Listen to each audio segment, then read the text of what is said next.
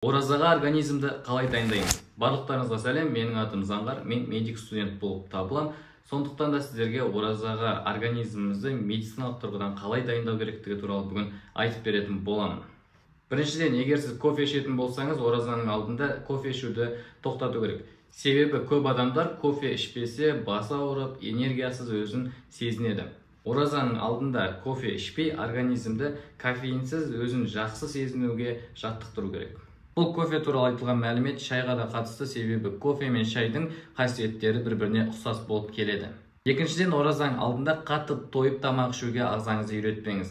Жалпы тамақты тойып ішу бұл ағза үшін өте зиянды әдеттердің бірі. Және де бұл зиянды әдет әсіресе ораза ұстаған адам үшін кейін қатты зияны тиюі мүмкін. Бұның себебі мынада: біздің эмоционалды жағдайларға да, біздің қалауларымызға да организмде әртүрлі гормондар жауап береді. Тура сол сияқты біздің қарнымыздың ашуы мен қарнымыздың тойуына да біздің миымыздағы гипоталамустан бөлінетін әртүрлі гормондар жауап береді. Әрдайым шамадан тыс тойып тамақ ішетін адамның гормональды жүйесі де осындай ритмде тамақ ішуге, осындай режимде тамақ ішуге үйреніп қалады да, кейін ораза уақытысында аш жүрген кезде бұған дайын болмай қалады.